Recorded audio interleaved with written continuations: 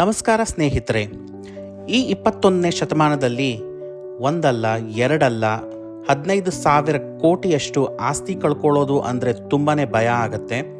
ಆದರೆ ಈ ಪರಿಸ್ಥಿತಿ ನಟ ಸೈಫ್ ಅಲಿ ಖಾನ್ ರವರ ನಿಜ ಜೀವನದಲ್ಲಿ ಬಂದಿದೆ.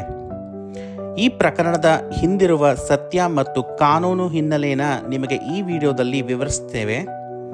ಅದಕ್ಕೂ ಮೊದಲು ನಮ್ಮ ಚಾನಲ್ನ ಇನ್ನೂ ಸಬ್ಸ್ಕ್ರೈಬ್ ಆಗಿಲ್ಲ ಅಂದರೆ ಸಬ್ಸ್ಕ್ರೈಬ್ ಮಾಡಿಕೊಂಡು ಫುಲ್ ವಿಡಿಯೋನ ಮಿಸ್ ಮಾಡದೆ ನೋಡಿ. ನಟ ಸೈಫ್ ಅಲಿ ಖಾನ್ ರವರು ಇತ್ತೀಚೆಗಷ್ಟೇ ಹಲ್ಲೆ ಪ್ರಕರಣದಲ್ಲಿ ಸುದ್ದಿಯಾಗಿದ್ದರು. ಆದರೆ ಈಗ ಅವರು ಪಿತ್ರಾರ್ಜಿತ ಆಸ್ತಿ ಹಿನ್ನೆಲೆಯಲ್ಲಿ ಸುದ್ದಿಯಾಗ್ತಿದ್ದಾರೆ.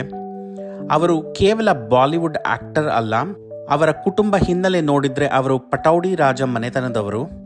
15,000 ಕೋಟಿ ಯಾಕೆ ಕಳೆದುಕೊಳ್ತಾರೆ ಅಂತ ನೋಡೋದಕ್ಕೂ ಮೊದಲು ಅವರ ವಂಶವೃಕ್ಷದ ಬಗ್ಗೆ ಸ್ವಲ್ಪ ತಿಳ್ಕೊಳ್ಳೋಣ. ಸೈಫ್ ಅಲಿ ಖಾನ್ ರವರ ಮುತ್ತಾತ ಹಮೀದುಲ್ಲಾ ಖಾನ್ ರವರು ನವಾಬ್ ಆಫ್ ಭೋಪಾಲ್ರಾಗಿದ್ದರು. ಅವರಿಗೆ 3 ಜನ ಹೆಣ್ಣು ಮಕ್ಕಳಿದ್ರು. ಅದರಲ್ಲಿ ಮೊದಲನೇ ಹೆಣ್ಣು ಮಗಳ ಹೆಸರು ಅಬೀದಾ ಸುಲ್ತಾನ್, ಎರಡನೇ ಹೆಣ್ಣು ಮಗಳ ಹೆಸರು ಸಾಜಿದಾ ಸುಲ್ತಾನ್. ಮೊದಲನೇ ಮಗಳು ಅಬೀದಾ ಸುಲ್ತಾನು ಇಂಡಿಯನ್ ಪಾರ್ಟಿಷನ್ 1950ರಲ್ಲಿ ಆದ ನಂತರ ಪಾಕಿಸ್ತಾನಕ್ಕೆ ವಲಸೆ ಹೋಗ್ಬಿಡ್ತಾರೆ. ಆದರೆ ಸಜೀದಾ ಸುಲ್ತಾನ್ ರವರು ಇಲ್ಲಿನ ನವಾಬ್ ಇಫ್ತಖರ್ ಅಲಿ ಖಾನ್ ಪಟೌಡಿ ಅವ್ರನ್ನ ಮದುವೆಯಾಗಿ ರೈಟ್ಫುಲ್ ಆಗಿ ರಾಜರಾಗ್ತಾರೆ. ಹಾಗೆ ಅವರ ಮಗ ಮನ್ಸೂರ್ ಅಲಿ ಖಾನ್ ಮತ್ತು ಶರ್ಮಿಳಾ ಠಾಕೂರ್ ಅವರು ಮದುವೆ ಆಗ್ತಾರೆ. ಅವರಿಗೆ ಹುಟ್ಟಿದಂಥವರೇ ಸೈಫ್ ಅಲಿ ಖಾನ್. ಹಾಗಾಗಿ ಸೈಫ್ ಅಲಿ ಖಾನ್ ರವರಿಗೆ ಪಿತ್ರಾರ್ಜಿತ ಆಸ್ತಿಯಾಗಿ ಪಟೌಡಿ ಮನೆತನದ ಎಲ್ಲ ಪ್ರಾಪರ್ಟಿಗಳು ಸಿಗ್ತವೆ. ಆದರೆ ಗೌರ್ಮೆಂಟ್ ಆಫ್ ಇಂಡಿಯಾವು ಈ ಎಲ್ಲ ಪಟೌಡಿ ಮನೆತನದ ಪ್ರಾಪರ್ಟಿಗಳೆಲ್ಲವೂ ಗೌರ್ಮೆಂಟ್ ವಶಕ್ಕೆ ಪಡೆಯಬೇಕೆಂದ್ಬಿಟ್ಟು ಪ್ರಾಪರ್ಟಿ ಆಫ್ ಎನಿಮಿ ಆ್ಯಕ್ಟ್ 1968 ಪ್ರಕಾರ ಸೈಫ್ ಅಲಿ ಖಾನ್ ರವರಿಗೆ ನೋಟಿಸ್ ನೀಡ್ತಾರೆ. ಅಷ್ಟಕ್ಕೂ ಈ ಪ್ರಾಪರ್ಟಿ ಆಫ್ ಎನಿಮಿ ಆ್ಯಕ್ಟ್ ಅಂದರೆ ಏನು ಅಂತ ನೋಡ್ತಾ ಹೋದರೆ ಇದು ಶತ್ರು ಆಸ್ತಿ ಕಾಯ್ದೆ ಅಂತ ಕರೆಯಲಾಗತ್ತೆ. ಇದರ ಪ್ರಕಾರ ಇಂಡಿಯಾ ಪಾರ್ಟಿಷನ್ 1950 ಆದಾಗ ಅದಾದ ನಂತರ ಯಾವುದೇ ಇಂಡಿಯನ್ನು ಯಾವುದಾದರೂ ಎನಿಮಿ ಕಂಟ್ರೀಸ್ಗೆ ವಲಸೆ ಹೋದಲ್ಲಿ, ಅಂದರೆ ಪಾಕಿಸ್ತಾನ ಇರಬಹುದು, ಬಾಂಗ್ಲಾದೇಶ್ ಇರಬಹುದು, ಇಂಥ ಕಂಟ್ರಿಗಳಿಗೆ ವಲಸೆ ಹೋದಲ್ಲಿ ಅವರ ಸಂಪೂರ್ಣ ಆಸ್ತಿ ಗೌರ್ಮೆಂಟ್ಗೆ ವಶಕ್ಕೆ ಬರುತ್ತೆ.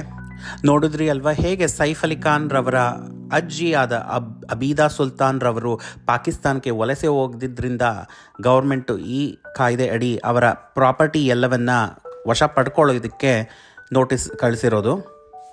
ನಟ ಸೈಫ್ ಅಲಿ ಖಾನ್ ಹಾಗೂ ಅವರ ಕುಟುಂಬದವರು ಮಧ್ಯಪ್ರದೇಶ್ ಹೈಕೋರ್ಟಿಗೆ ಈ ತಡೆಯಾಜ್ಞೆ ತರಲು ಅರ್ಜಿ ಸಲ್ಲಿಸ್ತಾರೆ. ಆದರೆ ನ್ಯಾಯಾಧೀಶರು ಆ ಅರ್ಜಿಯನ್ನು ಒಪ್ಕೊಳ್ಳೋದಿಲ್ಲ.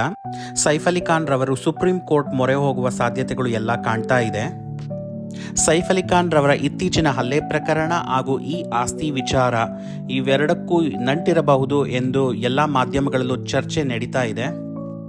ಅದೇನೇ ಆಗಲಿ, ಈ ಪ್ರಕರಣವು ಕೇವಲ ತೀರ್ಪಿಗಿಂತ ಹೆಚ್ಚು ನಮ್ಮ ಐತಿಹಾಸಿಕ ಆಸ್ತಿ ಮತ್ತು ಕುಟುಂಬ ಸಂಬಂಧಗಳ ಕಾಳಜಿಯನ್ನು ವ್ಯಕ್ತಪಡಿಸುತ್ತದೆ.